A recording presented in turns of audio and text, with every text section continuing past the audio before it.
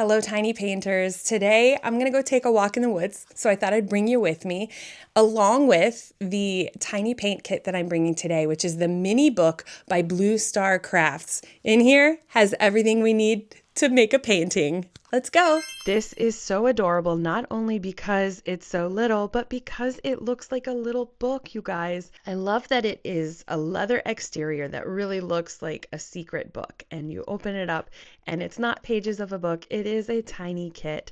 And one of my favorite things about this one is that it does come with a mini spray bottle versus my other kits have had little water droppers. And I've been enjoying learning how to work with more of a spray bottle versus a drop.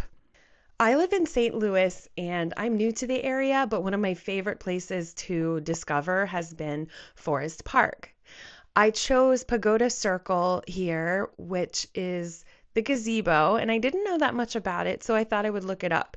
And to give you guys a little bit of background, it was from the 1904 World's Fair, and there were concerts there, and it is actually called the Nathan Frank Bandstand that was restored in 2000. It's such a beautiful, iconic landmark for Forest Park and for St. Louis that I really wanted to paint it. So I took my tiny art kit out, and as you can see, it's starting to come along.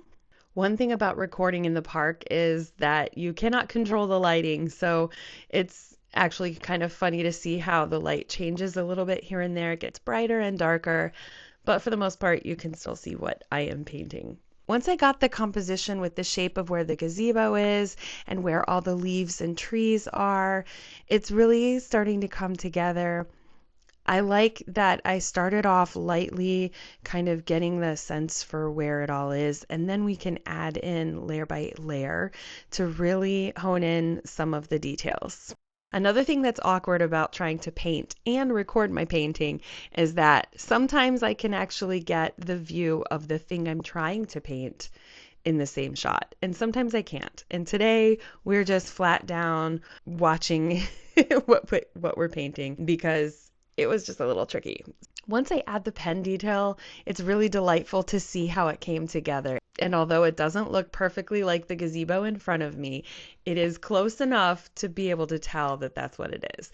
And when you are painting tiny, that is one of the biggest things I've had to learn is where to have more detail and where not to have more detail, because when it's so small I can't get all the details, but if I kind of squint and can get sort of the shape of things and the color and the idea of it, I think that's enough to pull off what we were going for in this tiny painting.